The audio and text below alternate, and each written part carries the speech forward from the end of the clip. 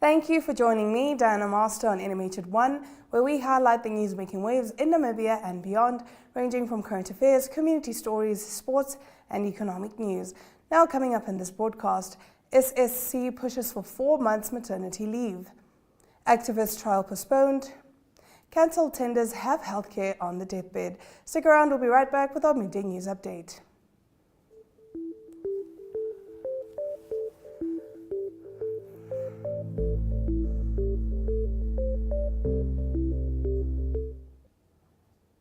In our midday news update, President Hage Geingob has removed Home Affairs Deputy Minister Daniel Kashikola and replaced him with Lucia Witbooi. Natalia Huajoses is the new Deputy Minister of Higher Education and is replaced by Evelyn Navasis Tayele as Deputy Minister for Urban and Rural Development. Visual News highlights local stories from across Namibia right after the break. Stay with NMH at 1.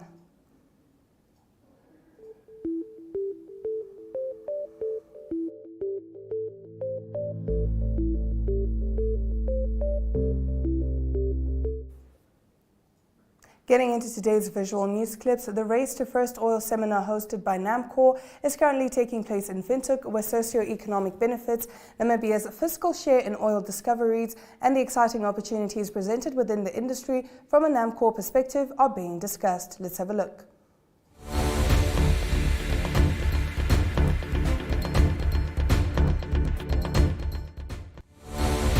The oil and gas industry is undoubtedly a technical marvel, characterized by intricate processes, cutting-edge technologies, and constant innovation. But behind every technical marvel are the individuals who bring it to life: the engineers, the scientists, the strategists, and the visionaries, and our HR practitioners that drive the progress and transform this reality, or this dream, into a reality. Today, we will delve into the core of the industry, where we will explore the technical aspects that underpin its operations, from the complexities of hydrocarbon exploration and production to the innovations that shape the future. And our esteemed speakers will shed light on the intricate workings of this industry. But let's not forget that it is dedicated and skilled human resource pool that breathes life into these technical aspects. The engineers who design and build, and the scientists who analyze, professionals who manage and lead. It is their expertise and their dedication and their passion that will fuel this industry. So, esteemed guests, let's embark on this day with enthusiasm and curiosity. Let's absorb the technical knowledge that awaits us, and let's recognize the value of human resources in driving this industry forward.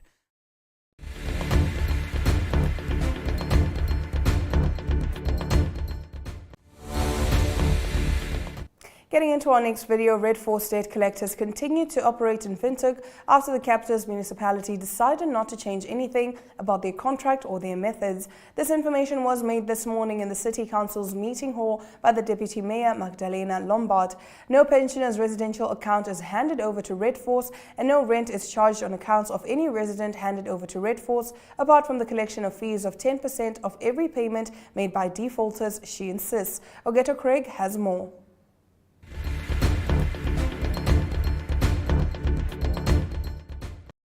Over to the legal collection to external outlets accumulate vast amount of debt, which places a significant financial burden on the city and the clients. Since the ordinance charges legal fees even if they have not collected the amount from the defaulters, whereas Red Force claims only 10% on actual payment received by council. The previous collection processes proved to be costly, with no certainty of financial benefit to the city or the client. Thus, the appointment of Red Force to collect debt on behalf of the city was deemed more financially viable. It should be noted that no pensioners' residential property accounts are handed over to Red Force, and there is no interest charged on accounts handed over to Red Force for all residents, apart from the collection fee of 10% of each payment made. Debt write-off. The city is currently working on a proposal to write off debt for pensioners and interest for all residents. However, the process must be executed cautiously to ensure long-term sustainability. Effective debt management. We are actively considering various debt management modalities and are bound by legal mandates such as the Prescribed Act and interest charges as per the Local Authority Act. Therefore, we cannot freeze interest on arrears and urge the public to familiarize themselves with the relevant amendments.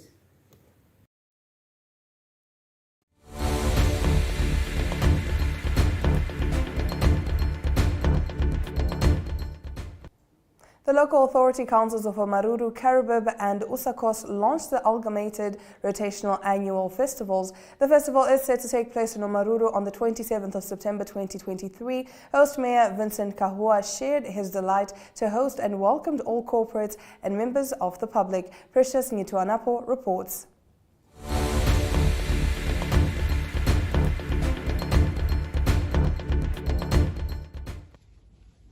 To the launching of Araf Trade Fair 2023. I'm very honored today as the host mayor of Araf Trade Fair for 2023, and I'm also a happy man today that Omaruru as a town have been granted that honor to host this beautiful Araf Trade Fair 2023. Come 27 September up to the 30th of September. Next year, 2024, it's Karibib. 2025 is Usakos. Come 2026, it's Omaruru again. And Honorable Governor, through your guidance, as the governor of the region, we are so also delighted that you have accepted the request of the three towns, Omaruru, Karibib, Usakos, to be the patron of the Araf Trade Fair for the years to come. And I also will appreciate our line ministry, the Ministry of Rural and Urban, the Deputy Minister, Honorable Natalia Kwakoses, to sign this very important agreement of the three towns, Omaruru, Karibib, Usakos, under the name Ukulak. The agreement is only not just about the trade fairs, it's a cooperation between the three towns to make sure that we improve the economy of the three towns together as leaders, as we have agreed. This agreement has been signed by our line ministry, by the Deputy Minister, Honorable Natalia Kwakoses, and the three mayors of the towns, and Okulak is yet to stay. Honorable Governor, Omaruru as a host, we are ready. Come 27 up to the 30th of September.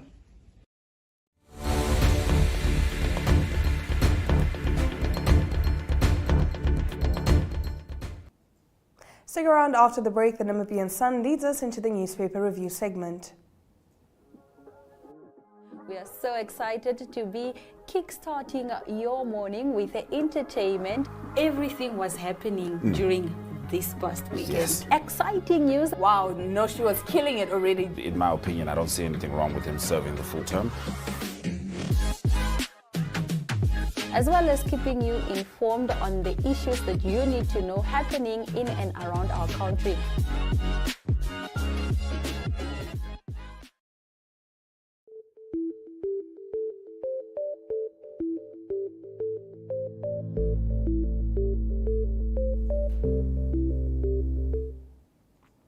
Thank you for staying with NMH at 1. We now take a look at what the lead stories are in Namibia's daily newspapers.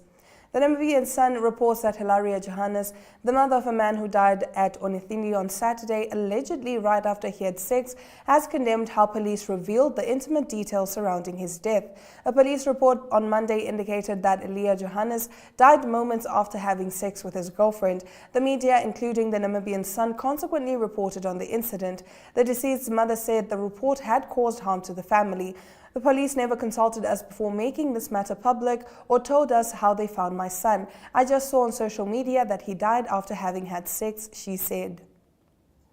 On the paper's page 3, Steve Biko Boyce's legal representative Martino Olivier said that there's no reason, especially not in terms of public interest, that the appellant should still be refused bail. These were the words of during his latest attempt to be released on bail. Through his lawyer, the former SWAPO parliamentarian and Okahanja constituency councillor claimed that the magistrate's court in Okahanja made a serious and substantial mistake with his first bail application. On the front page of the Republican, the cancellations and court battles delaying procurement of pharmaceutical products have plunged the Namibian healthcare system into a life-threatening crisis where critical items such as adrenaline, antibiotics and morphine for terminally ill state patients are in dire need. Adrenaline is used for patients with serious breathing problems including asthma, croup and cardiac arrest, while cancer patients are mostly administered morphine. Ben Nangombe, Executive Director of the Health Ministry, said the situation is so dire that the Health Ministry is currently in the process of approaching the Treasurer for an exemption to buy the drugs needed. On to page 3, the Haven Zoological Park in Windhoek is permanently closed due to an alleged ongoing lease dispute with the city of Windhoek. The zoo, founded in 2008 by Martin and Julie Wieser, was opened to be a place where children could interact with various animal species and that could be visited for both educational and recreational purposes. On its front page, the Allgemeine Zeitung today leads with an article about the umbrella organization Save Okavango's unique life, which includes numerous activists and environmentalists, individuals and organizations from Namibia and abroad, and the Economic and Social Justice Trust, which have jointly filed a complaint with the U.S. Federal Bureau of Investigation. They accuse the Canadian gas and oil exploration company Reconnaissance Energy Africa of questionable business practices to the detriment of investors. On page 3, Allgemeine Zeitung has a look at the World Suicide Prevention Day, which was celebrated on Monday under the slogan Creating Hope Through Action. According to the Minister of Health and Social Welfare, Kalumbi Shangula, 3.2% of the suicides in Namibia can be ascribed to youth. Stick around, we get into the second half of our newspaper review segment after the break, starting with what leads on the Namibian newspaper's front page. Welcome to What's Cooking, where culinary passion meets expert insights. Somebody must really want to cook and want to cook good food. Immerse yourself in the bustling world of professional kitchens as top chefs create mouthwatering dishes. Join us for in-depth interviews as our host explores the experiences and expertise of our guest chefs. Don't miss out. Tune in to What's Cooking on NTV every Friday at 2100 hours and let the culinary adventure begin.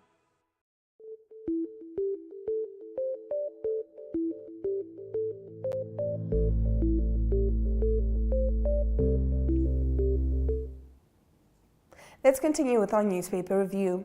The Namibian reports that the Chief Executive of the Social Security Commission, Milka Mungunda, says the Commission has started with engagements to increase maternity leave from 3 to 4 months along with benefits. Mungunda yesterday commented on a motion tabled in the National Assembly by Popular Democratic Movement member Winnie Mongo calling for 5 months maternity leave with full pay. On page 3, the trial of activists Dubulukeni Nauyoma and Michael Amushelelo, who have been charged over their alleged involvement in a prohibited public demonstration about unemployment in Namibia, is scheduled to continue next month. Magistrate Linus Samunzala postponed the trial to 11 October in the absence of Nauyoma and Amushelelo in the Windhoek Magistrates Court in Katutura yesterday. The New Era's lead story reports that Police Chief Joseph Shikongo says embedding financial management principles into cadet constables cannot be overstated to prevent them from spending all their salaries on alcohol and gambling. As such, the Police Inspector General called on cadet constables to pay their undivided attention during lessons about financial management. On page 3, the Fisheries Minister has shed light on a recent video clip that went viral depicting fish found in a skip at Walvis Bay. The incident sparked debate and called for further investigation into the handling of fish stocks in the region, with many urging authorities to ensure fish resources are not wasted but put to better use, particularly to benefit those in need. MarketWatch reports that for the first time in 2 years, South Africa's inflation expectations dropped, suggesting price pressures have peaked and the central bank will be able to keep interest rates on hold, Fin24 reported. Average inflation expectations for this year fell to 6.1% in the third quarter from 6.5% previously, according to a survey released on Monday by the Stellenbosch-based Bureau for Economic Research. The survey results influenced decision-making by the South African Reserve Bank Monetary Policy Committee, which prefers to anchor inflation expectations close to the 4.5% midpoint of its target range. Stick around, we take a look at economic news right after the break.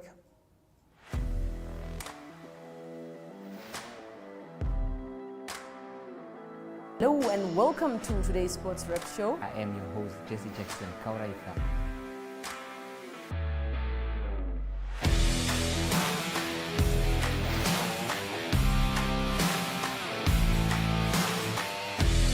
In replay, Namibia, who had won the toss for the first time on this tour.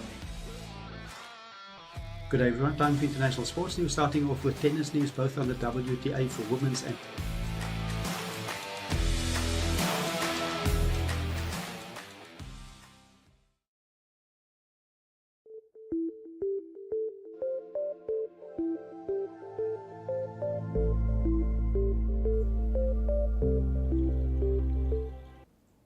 In economic news this afternoon, Virgin Active is investing millions to turn parts of their gyms into workspaces, which will include offices and meeting rooms. The work-from-home shift in recent years has changed how people view gyms, the company found. As they were not going into the office, people were looking for a different second space away from their homes between 8 a.m. and 8 p.m., says Virgin South Africa CEO Dean Kowalski. That is a space where you can work out, have a coffee, and meet people. People are no longer going into the office and they want flexibility in a space where they can do everything, he said. An increasing number of members started to do work from the gym as well, which is why the company is directing part of a new 403 million rand investment into its gyms towards expanding office space and meeting rooms. Now let's take a look at the economic indicators.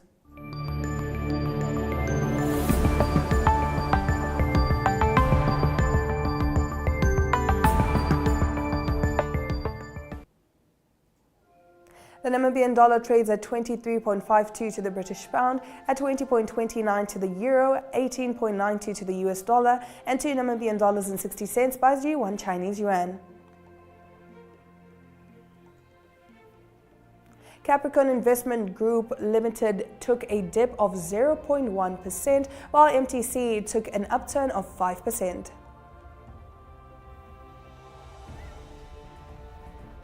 Local index closed took an upturn of 0.75%, while overall index closed in a downturn of 0.04%.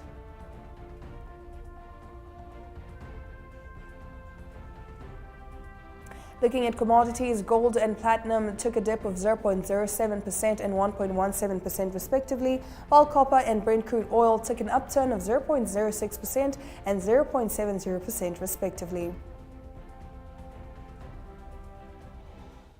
Stick around after the break, we're bringing news from the African continent. Welcome to What's Cooking, where culinary passion meets expert insights. Somebody must really want to cook and want to cook good food. Immerse yourself in the bustling world of professional kitchens as top chefs create mouth-watering dishes. Join us for in-depth interviews as our host explores the experiences and expertise of our guest chefs. Don't miss out. Tune in to What's Cooking on NTV every Friday at 2100 hours and let the culinary adventure begin.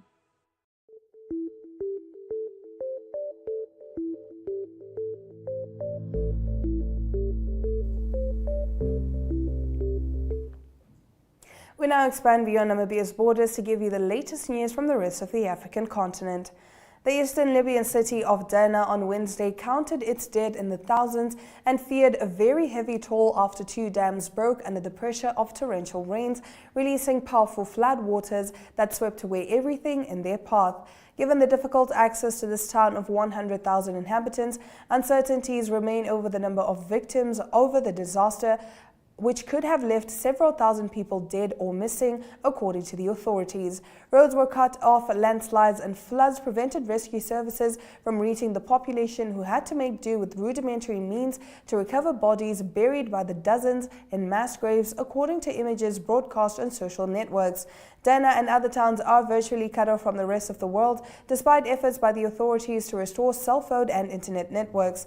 Osama Ali, spokesman for Libya's Emergency and Rescue Service under the internationally recognized government in Tripoli, told AFP on Tuesday that the floods had left more than 2,300 dead and around 7,000 injured in Dana, while more than 5,000 people are still missing. Stick around. After this short break, we'll bring you international news. Welcome to My.NA Cars, your ultimate destination for everything automotive. I am your host, Diana Master. Teamwork makes the dream work, right? Discover the latest models, innovative technologies, and expert insights from our passionate hosts. Learn essential maintenance tips and get exclusive behind-the-scenes access to the automotive industry. Don't miss My.NA Cars on NTV every Thursday at 2100 hours. Tune in and ignite your passion for automobiles.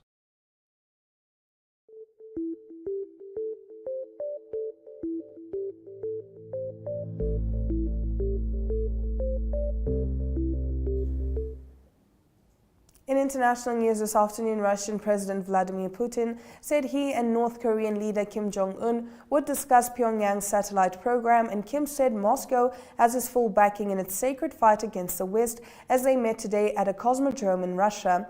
When asked whether the two leaders would talk about obtaining supplies from the north to replenish Moscow's dwindling stock of weapons and ammunition, Putin said they would discuss all issues. Washington and its allies believe defense cooperation is a top agenda item for the meeting. Don't go anywhere. We'll be right back with local sports news and a little later, international sports.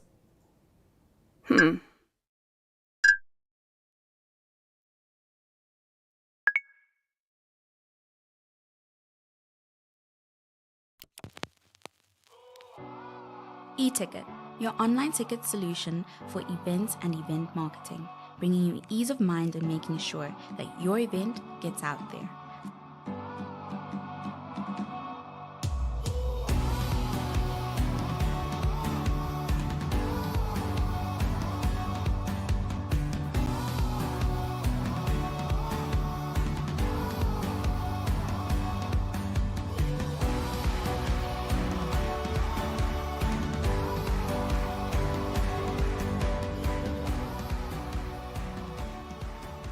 For more information, contact events@nmh.com.na.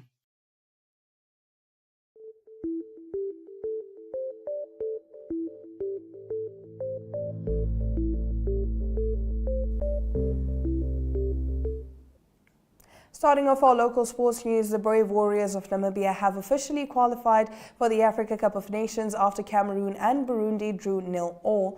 The Africa Cup of Nations will take place next year in January in the Ivory Coast. Namibian athletes living with disabilities have lauded their inclusion in the 2023 Nedbank City Dash Run, with some calling it a dream come true and a step in the right direction by the event organizers.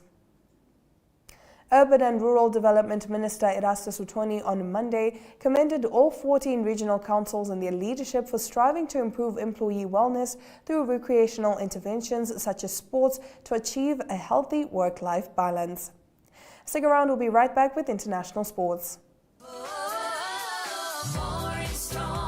Stock up and save with the best deals at WB. Get 1 litre Vita Creamy for $11.99. 2 litre Nam Milk Omaere for $44.99. 200 gram top class spice mix for $11.99. 10 kg hot felt maize for $84.99. Plus 2 kg surf washing powder for just $52.99. See more WB specials online at www.vurmanbrock.com. We care.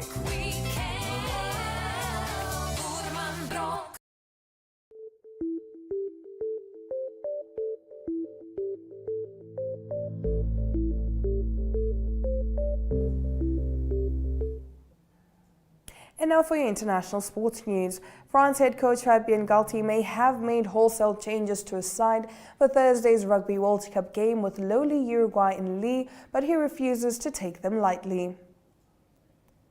Uruguay scrum half Santiago Arata has recovered from injury in time to start against France in the World Cup this week, the Uruguayan Rugby Union announced on Tuesday. Arata, who signed for French club Castres not long after his heroics in the World Cup 4 years ago, has recovered from a finger injury and will face Le Bleu in Lille on Thursday. Still with rugby, the Volviches are focused on causing New Zealand more problems on Friday and not dwelling on the chastening Rugby World Cup defeat to Italy last week, Saturday, says Alistair Coetzee. If you're just joining us, this is NMH at 1 and we'll get into the highlights from today's broadcast right after this break.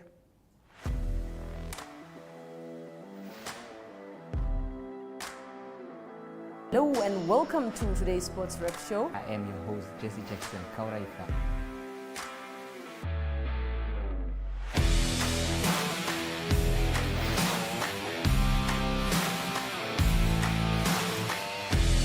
In replay, Namibia, who had won the toss for the first time on this tour.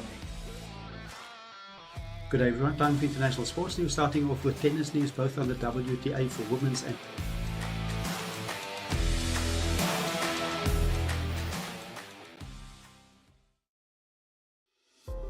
Neopaints has established a 67-year Namibian legacy, creating personalized paint solutions that blend quality and innovation for the Namibian people.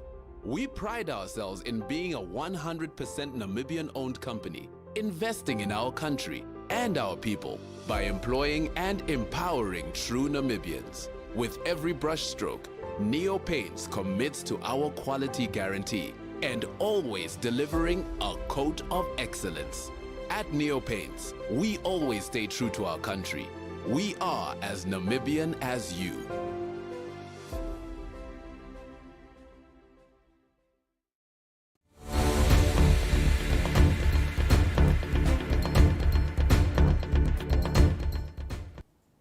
You're watching NMH at 1. Now let's take a look at the highlights from today's broadcast, just in case you need a quick recap. The eastern Libyan city of Derna on Wednesday counted its deaths in the thousands and feared a very heavy toll after 2 dams broke under the pressure of torrential rains, releasing powerful floodwaters that swept away everything in its path.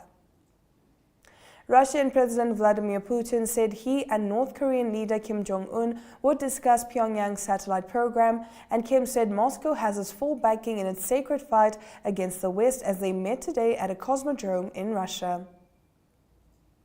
In local sports, the Brave Warriors of Namibia have officially qualified for the Africa Cup of Nations after Cameroon and Burundi drew 0-0. The Africa Cup of Nations will take place next year in January in Ivory Coast.